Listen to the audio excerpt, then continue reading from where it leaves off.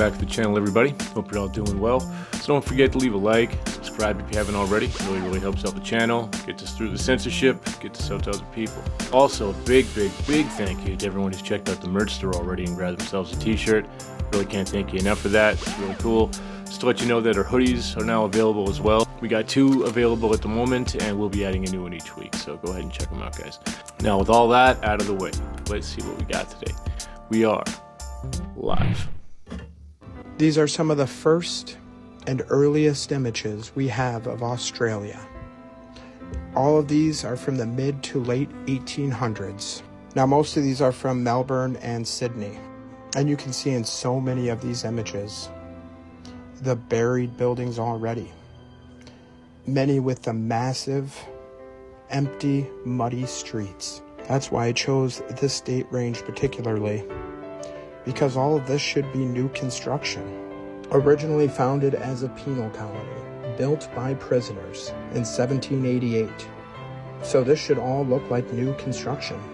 Now tell me what looks new in any of these photos. These structures look like they were just buried out, and they've been there for hundreds of years. And of course the massive streets with just a few people walking in them. The same post-reset scene can be found all over at the time.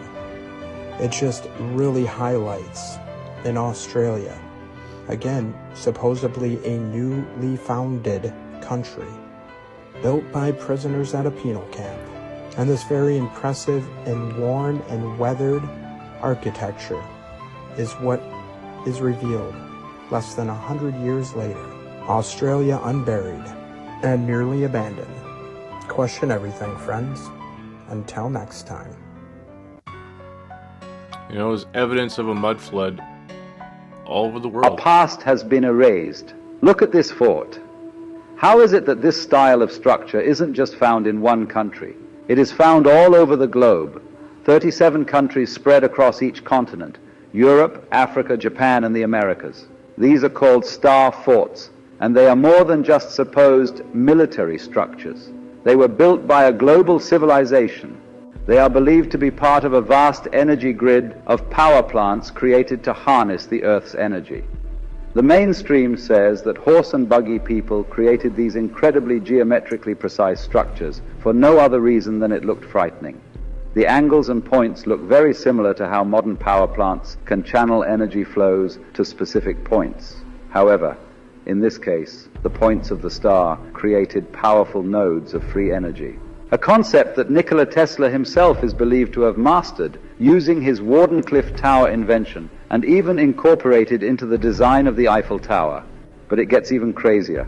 The base of the Statue of Liberty itself is an 11-pointed star fort. Could the statue also be part of the wider energy network? Just a little more on the Statue of Liberty.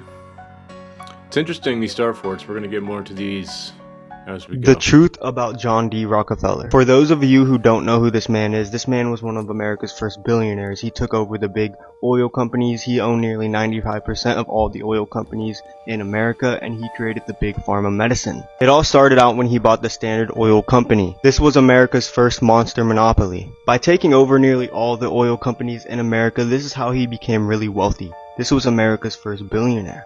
He eventually then discovered petrochemicals and the ability to create a bunch of chemicals from oil. He ended up discovering various minerals within these oils and decided that he could create pharmaceutical medicine from this oil.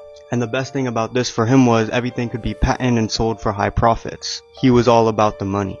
At this time, medical industries was utilizing plant medicine. He then started paying out the American Medical Association to stop utilizing plant medicines and to stop teaching plant medicines within the colleges. He was offering more than $100 million to colleges and hospitals. The goal was to identify which chemicals from the plants were curing these diseases and recreate these chemicals in a lab, not identical, but close enough so that it could be patented with. He basically paid off these schools to start teaching his knowledge about, the pharmaceutical medicine and the oils. He knew that if he could cause a problem and have the cure or fix for it, he would be the richest man in the world. And this is exactly what he did. The Rockefellers also started the organization Planned Parenthood. Their goal was to reduce pregnancies in women. Bill Gates' father was also one of the lead investors in this organization. Him and the other elite banking families like the Rothschilds started the Federal Reserve. They own nearly all the central banks in America, this allowing them to create money out of thin air. Their plan was to take over the financial system, and this is what they did.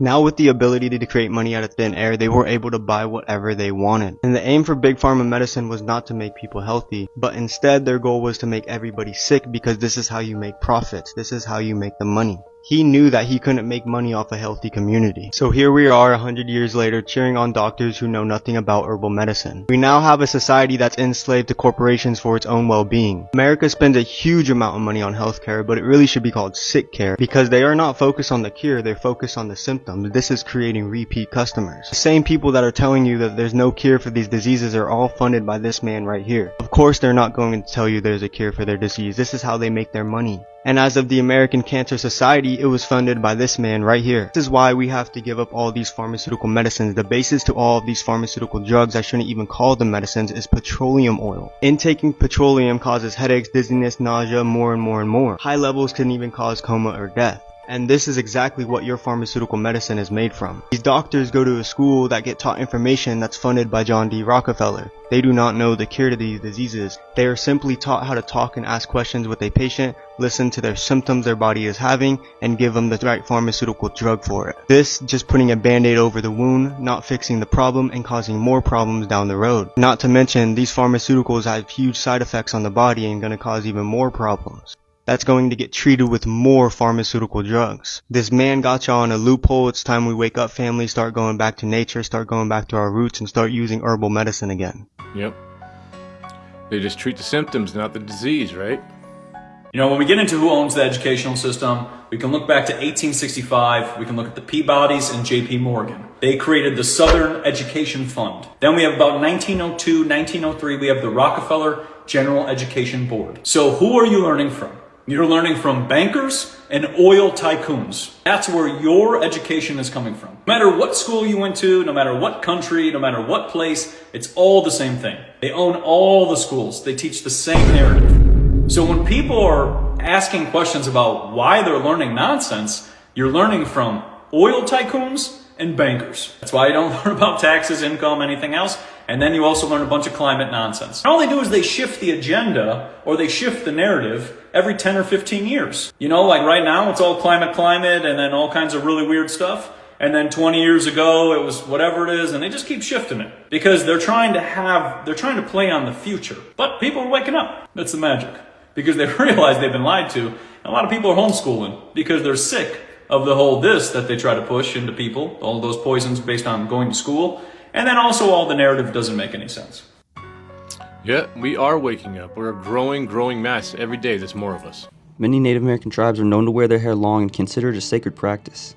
This is a tradition in many cultures around the world, like among the Sikhs, the Rastafari, as well as the Orthodox Jews. But the Native Americans claim their hair gives them special extrasensory powers of the land. During World War II, many natives were drafted into the military and put on scout and reconnaissance teams because of their tracking abilities and experience in the forest. As per US military rules, they were forced to cut their long hair, but something funny happened after they did this. The Native American men lost their ability to track and move through the forest in such an efficient way. They were reduced to the tracking abilities of a normal soldier. The men told their commanding officers that the reason they could track so well is because their long hair somehow gave them the ability to sense subtle movements and vibrations in the forest, so they were then allowed to grow their hair again and regain their tracking abilities. Native Americans claim their hair is connected to what we call the central nervous system, and when it's allowed to grow to extreme lengths, one can feel energies and vibrations subtly moving around them, making them excellent at tracking prey and moving through terrain quickly and quietly. Interesting. I would know nothing about that.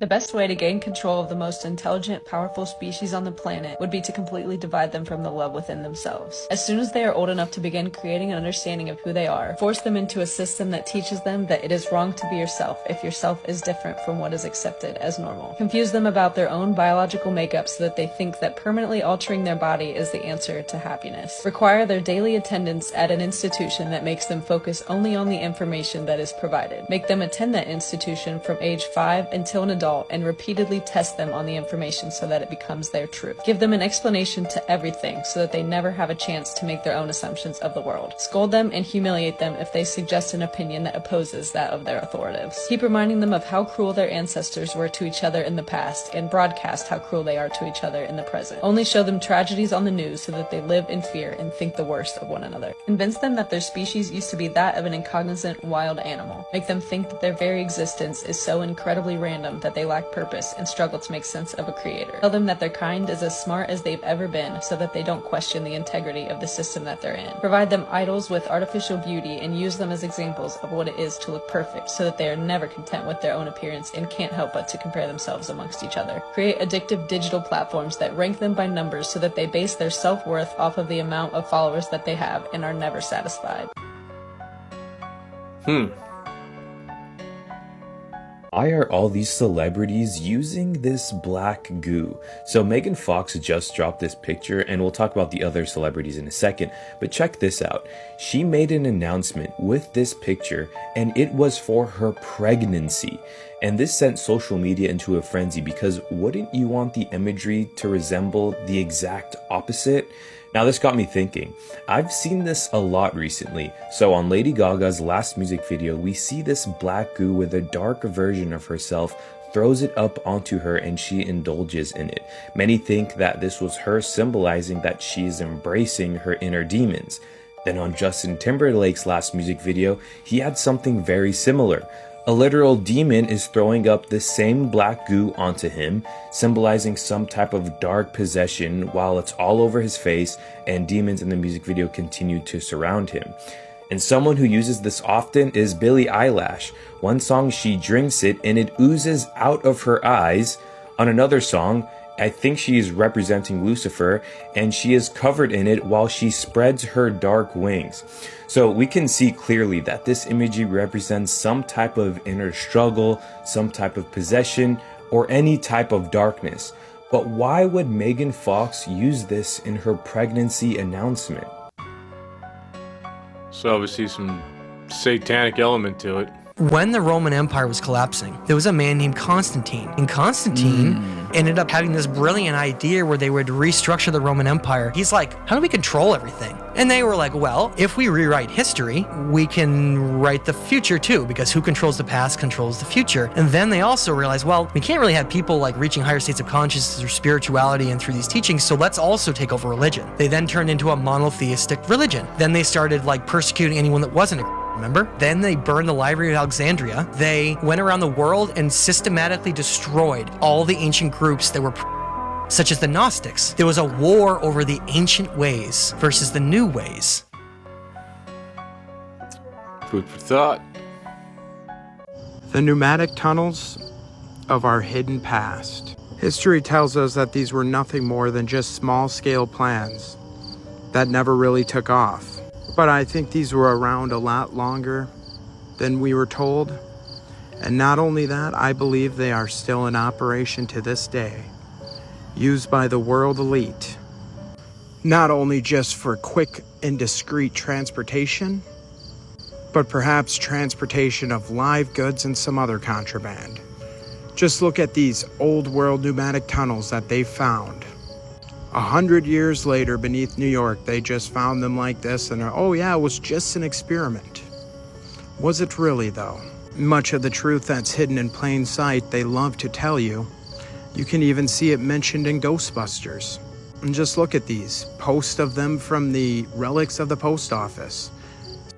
This is one of the creepiest photos of the pneumatic systems. I mean, just look at that. If that doesn't spell out, you know what, I don't know what does. And again, in those photos, you can see the age of that technology. It doesn't look like some experiment. It looks like it's something much like airships that have been around for quite some time. And again, something that's probably still in operation today and in a much more sophisticated capacity. In fact, the only thing we really have ever been taught about pneumatic tubes are the banks and the old world mail system. Sure, it's just an odd coincidence you could mail the babies via post office back then. Repopulation of the realm after the reset, via first class express overnight. Question everything, friends. Until next time. just gets weirder and weirder the more you look into her actual history. The world around you is a lie. Everything was buried in mud, and there was a global liquefaction event that happened, and everything sank. And it's not just Easter Island, it's all over. Major cities, we see bottoms of buildings completely buried everywhere you look. These so-called mud-flooded buildings. And what happened? Well, there's many theories, but none of that really matters. The only thing that matters is that people realize that this is not a joke, this is not a fantasy, this is real. We are standing on the remains of something that was. And many people will tell you that this never happened. But as you can see, there's clearly more to the picture than we have ever been told. And why? What happened here? How did our world become buried? And yes, there are a few instances that can be explained away. So basically the elite, since they haven't been challenged in so long, they think that this place is kind of like their Westworld. You ever watched Westworld before with Anthony Hopkins? It's like they create this fake world with people in it who are like AI slaves. So the real people can then go in there as like tourists and take advantage of the fake people and do whatever they want. Pretty much a lawless situation. It's much the same here. These people are in a cult. If you read those WikiLeaks emails, John Podesta's WikiLeaks, they removed all that stuff from the internet because it would have brought them down. They're in a cult that has Marina Abramovic, the spirit-cooking Satanist. Marina Abramovic is one of their high priestesses. And it's a total cult that operates in parallel to mainstream religions. Now, these people have honestly convinced themselves that the planet is going to die if they don't depopulate a significant portion of us. They think it's their world, like they own us. And these people in reality are just deluded human trafficking cannibals. Many of these people are into cannibalism. Fact, that's what they are talking about in the WikiLeaks. It was so horrific that they had to remove it because it would have woken people up. You had elites who were working for the Clintons and Obama, emailing each other casual discussions about what kind of children they wanted. And that's why they're using a food code language, is to these people, we're like food. Not you and I, but little kids are their food. Some of these people think that they're dyads. Dyads is a biblical concept. It's a person who's inhabited by a demonic entity. So these people think they're special. It's actually just mental illness. These are rich people who are born into their money, and it's a cult they can't get out of. And it's a cult that has massive blackmail on them, because if you're a cannibal of little kids, obviously that's not something that can come out. The situation in Hawaii, now they're like, oh, there are only 80 missing kids. Right, but there are thousands of dead kids. So now they're doing this DNA review. They say, oh, the kids all died in the fires. Okay, if you just have a single strand of hair, you can say that they all died. Meanwhile, maybe they were exported. Maybe they were sent somewhere else. That's what these people are about. And somehow it's like the giver. It's like we don't see it because we're in the society. Now you know. He makes some pretty good points there. It's all speculation, of course, but, you know, you can't just dismiss his claims outright. It's just my opinion. Oh, hey again.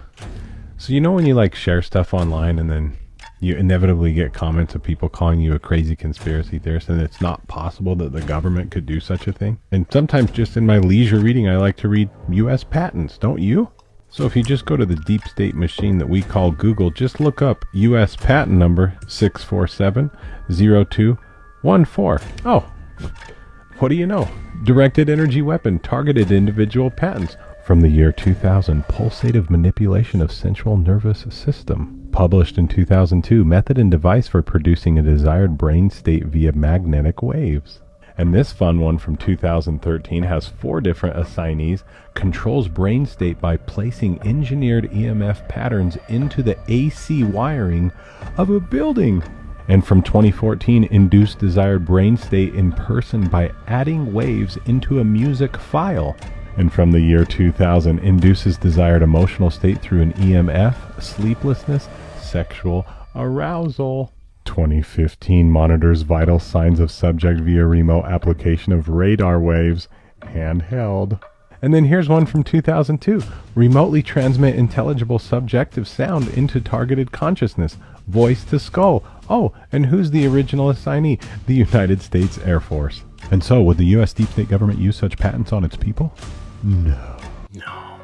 No. Perish the thought. These are all crazy theories. Another crazy experiment that very closely mimics modern humans was done in the 1960s by a psychologist by the name of G.R. Stevenson. So what this guy did was he put 5 monkeys in a cage together and hung bananas from the ceiling. And anytime one of the monkeys would go to climb the cage to get the bananas, all of the monkeys would get splashed with ice cold water. And so the monkeys quickly learned. So none of them climbed because none of them wanted to be punished. Now the interesting part begins. What Stevenson did next was he took one of the monkeys out and replaced it with a new monkey, one who has no idea about the water. And so of course, when the new monkey gets in the cage, the first thing he tries to do is climb up the side of the cage to get a banana, and the other 4 monkeys instantly grabbed him, pulled him down, and beat the crap out of him. And this monkey very quickly learned, if I try to climb up the wall to get a banana, the monkeys pull me down and beat me up. So he stopped climbing up the wall as well. Now, one by one, they replaced each of the remaining 4 monkeys with new monkeys. And the same pattern happened. So in the end, you have 5 brand new monkeys who've never been splashed with water, ever. Brand new monkeys who've been brainwashed. But whenever one of them would climb up the cage to try and get a banana, the other 4 would pull it down and beat it up. And no one even understands why. And it correlates very closely to modern humans because this is how the media machine works. If you are able to brainwash a certain percent of the population, they're not able to think critically and understand, why am I doing this? Why do I believe what I believe? They only do it because they're told to by society around them. And I genuinely believe a lot of these experiments that happened in the 60s were used on the population and have been very, very effective. If you enjoy thinking critically and learning to understand the world from a unique perspective, like this video and give me a follow. Too. But yeah, you know, I've seen variations of that experiment with actual humans. Monkey see, monkey do, right? And if you think, could I be one of those people? Well, did you wear a mask during the World event? Because I sure fucking didn't. It is what it is, though. There's a lot of elements to this that are going to pressure you. So, but yeah. So yeah, we got some interesting clips today, a lot of things that are worth discussing down in the comments. I always love you guys' opinion on that, and like always, if you can debunk anything, disprove anything, or, you know, show me how it's AI or something like that, I always love that, because this is how we weed out all the garbage and we get the truth out there. So yeah. But that's all I got today, guys. I really hope you have a good weekend, and please go ahead and check out the merch store. Grab yourself a hoodie, grab yourself a t-shirt. That really, really helps me out, and I guess I will see you again in the next one. But until then, 80 Canadian, signing off.